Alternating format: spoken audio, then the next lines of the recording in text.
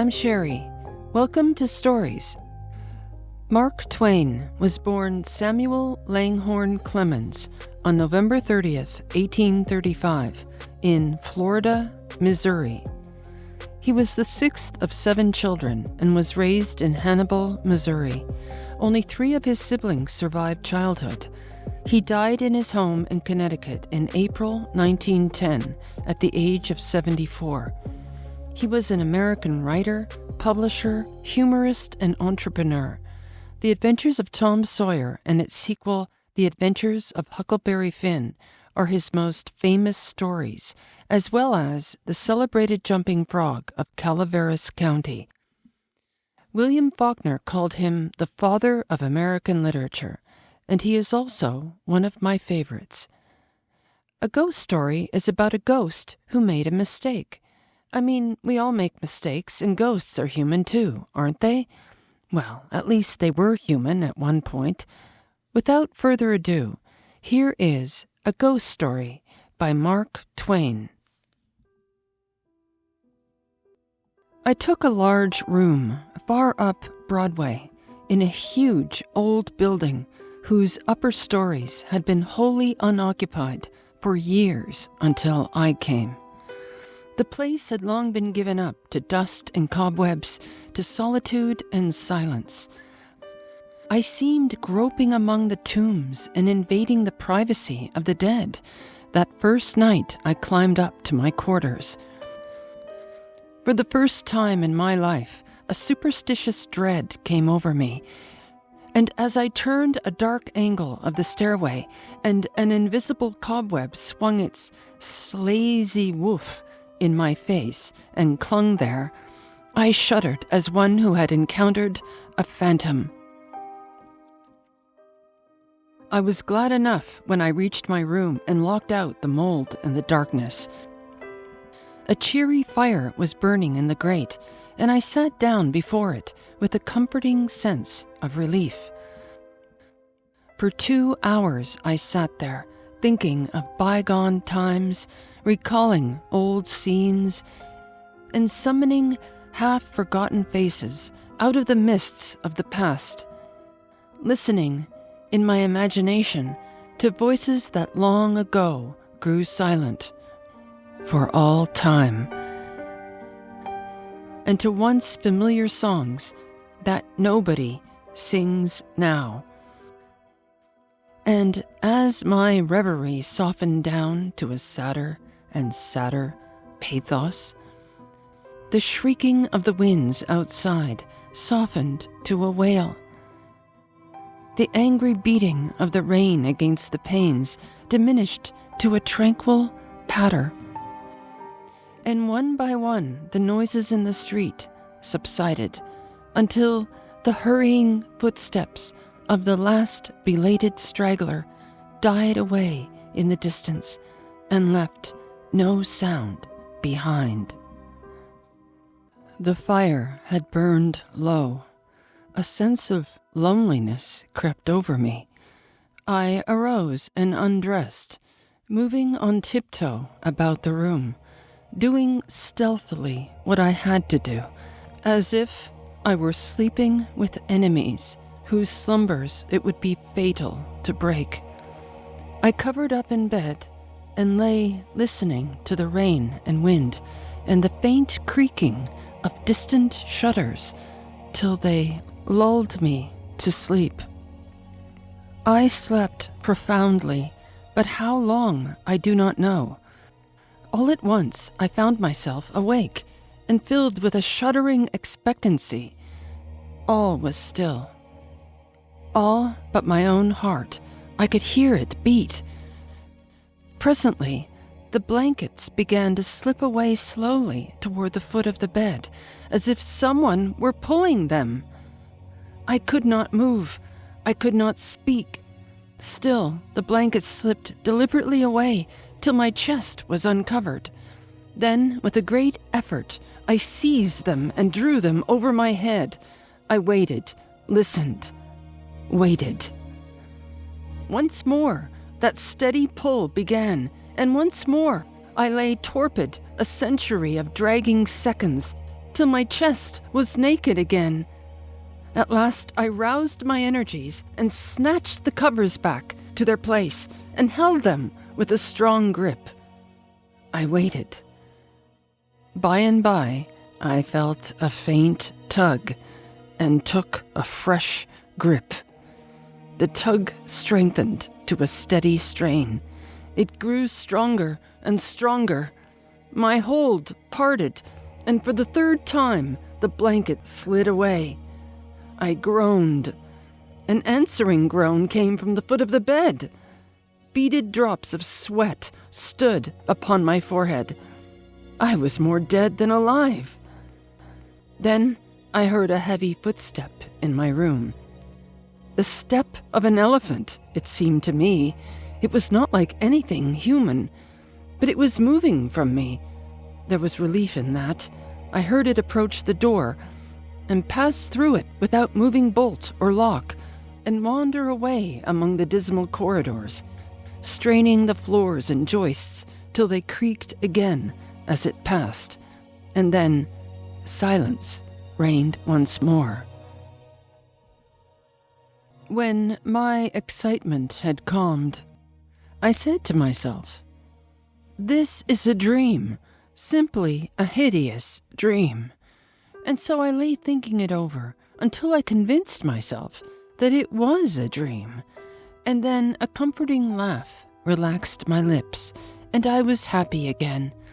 I got up and struck a light, and when I found that the locks and bolts were just as I had left them, another soothing laugh welled in my heart and rippled from my lips.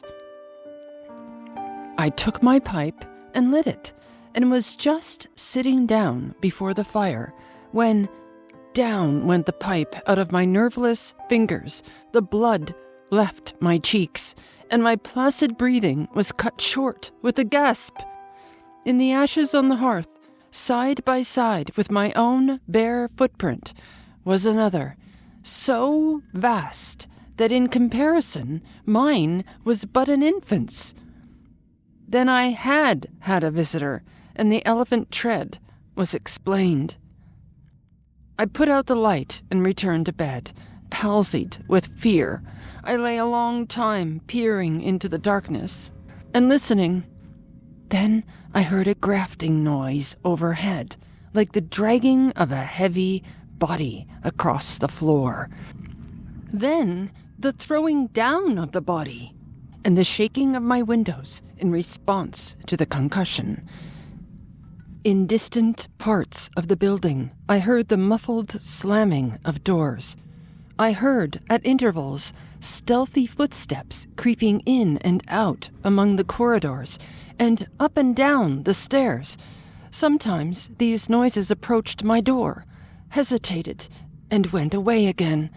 I heard the clanking of chains faintly in remote passages, and listened while the clanking grew nearer, while it wearily climbed the stairways, marking each move by the loose surplus of chain that fell with an accented rattle upon each succeeding step as the goblin that bore it advanced. I heard muttered sentences, half-uttered screams that seemed smothered violently, and the swish of invisible garments, the rush of invisible wings. Then I became conscious that my chamber was invaded, that I was not alone. I heard sighs and breathings about my bed, and mysterious whisperings. 3 little spheres of soft, phosphorescent light appeared on the ceiling directly over my head, clung and glowed there a moment, and then dropped, 2 of them upon my face, and 1 upon the pillow. They spattered and felt warm. Intuition told me that they had turned to drops of blood as they fell. I needed no light to satisfy myself of that. Then I saw pallid faces, dimly luminous, and white uplifted hands floating bodiless in the air, floating a moment and then disappearing. The whispering ceased, and the voices and the sounds and a solemn stillness followed.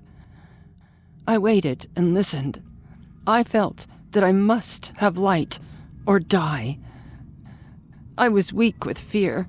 I slowly raised myself toward a sitting position, and my face came in contact with a clammy hand. All strength went from me, apparently, and I fell back like a stricken invalid. Then I heard the rustle of a garment. It seemed to pass to the door and go out. When everything was still once more, I crept out of bed, sick and feeble, and lit the gas with a hand that trembled as if it were 100 years old. The light brought some little cheer to my spirits. I sat down and fell into a dreamy contemplation of that great footprint in the ashes. By and by, its outlines began to waver and grow dim. I glanced up, and the broad gas flame was slowly wilting away. In the same moment, I heard that elephantine tread again. I noted its approach, nearer and nearer along the musty halls, and dimmer the light waned. The tread reached my very door and paused. The light had dwindled to a sickly blue, and all things about me lay in a spectral twilight. The door did not open, and yet I felt a faint gust of air fan my cheek, and presently was conscious of a huge, cloudy presence before me. I watched it with fascinated eyes. A pale glow stole over the thing. Gradually, its cloudy folds took shape. An arm appeared, then legs, then a body, and last, a great, sad face looked out of the vapor. Stripped of its filmy housings, naked and muscular, the majestic Cardiff giant loomed above me. All my misery vanished, for a child might know that no harm could come with that kindly countenance. My cheerful spirits returned at once, and in sympathy with them the gas flamed up brightly again. Never a lonely outcast was so glad to welcome company as I was to greet the friendly giant. I said, "Why, it's you! Do you know I have been scared to death over the last 3 hours? I am honestly glad to see you. I wish I had a chair." "Wait! Don't try to sit down on that thing!" But it was too late. He was in it before I could stop him, and down he went. I never saw a chair splinter so in my life. Stop! You'll ruin Too late again. There was another crash, and another chair was resolved into its original elements. Confound it! Haven't you got any judgment at all? Do you want to ruin all the furniture in the place? Here, you petrified fool! But it was no use. Before I could stop him, he had sat down on the bed, and it was a melancholy ruin. Now what kind of behavior is that? First you come lumbering into the place, bringing a legion of vagabond goblins along with you to worry me to death, and then when I overlook the fact that you are naked, which would not be tolerated anywhere by cultivated people except in a respectable theater, and not even there if the nudity were of your sex, you repay me by wrecking all the furniture you can find to sit down on. And why? You damage yourself as much as you do me. You have broken off the end of your spinal column and littered the floor with bone chips till the place looks like a marble yard. You ought to be ashamed of yourself. You're big enough to know better. Well, I will not break any more furniture. But what am I supposed to do? I have not had a chance to sit down for a century. And the tears came into his eyes. Poor devil, I said. I shouldn't have been so harsh on you. And you're an orphan, too, no doubt. But sit down on the floor here. Nothing else can stand your weight. Besides, we can't be sociable with you way up there above me.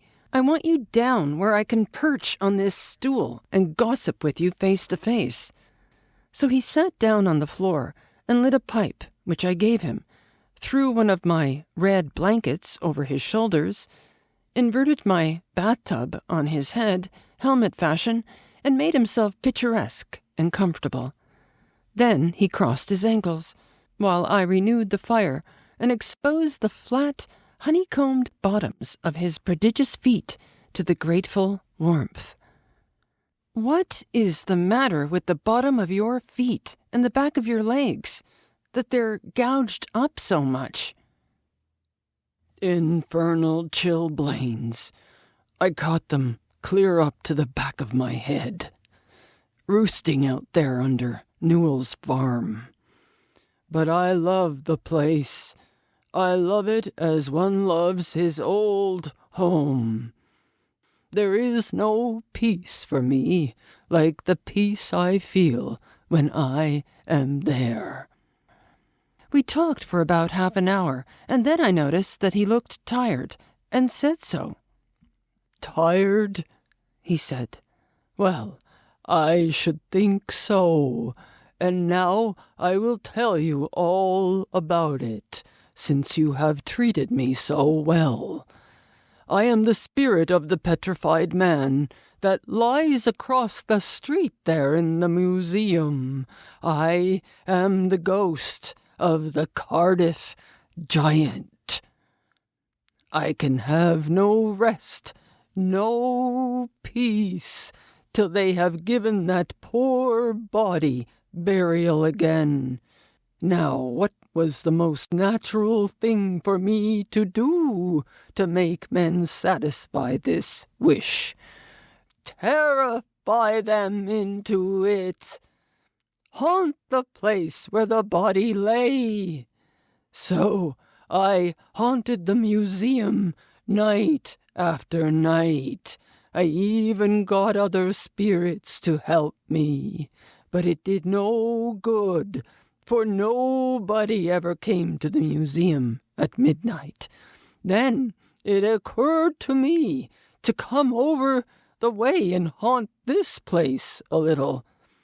I felt that if I ever got a hearing, I must succeed, for I had the most efficient company that perdition could furnish. Night after night we have shivered around through these mildewed halls, dragging chains, groaning, whispering, tramping up and down stairs, till, to tell you the truth, I am almost worn out. But when I saw a light in your room tonight, I roused my energies again and went at it with a deal of the old freshness. But I am tired out, entirely fagged out. Give me, I beseech you, give me some hope." I lit off my perch in a burst of excitement and exclaimed, "This transcends everything that ever did occur. Why, you poor blundering old fossil, you have had all your trouble for nothing. You have been haunting a plaster cast of yourself because the real Cardiff giant is in Albany." A fact. The original fraud was ingeniously and fraudulently duplicated and exhibited in New York as the, quote, "only genuine," unquote, Cardiff giant, to the unspeakable disgust of the owners of the real Colossus, at the very same time that the latter was drawing crowds at a museum in Albany. "Confound it!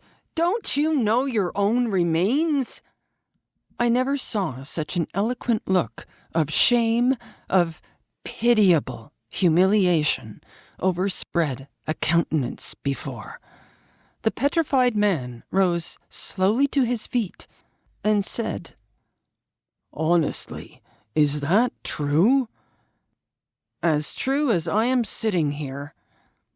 He took the pipe from his mouth and laid it on the mantel, then stood irresolute a moment, unconsciously from old habit, thrusting his hands where his pants pockets should have been, and meditatively dropping his chin on his chest, and finally said, "Well, I never felt so absurd before. The petrified man has sold everybody else, and now the mean fraud has ended by selling its own ghost. My son, if there is any charity left in your heart for a poor, friendless phantom like me, don't let this get out. Think how you would feel if you had made such an ass of yourself. I heard his stately tramp die away, step by step, down the stairs and out into the deserted street, and felt sorry that he was gone, poor fellow, and sorrier still that he had carried off my red blanket and my bathtub. I hope you enjoyed A Ghost Story by Mark Twain.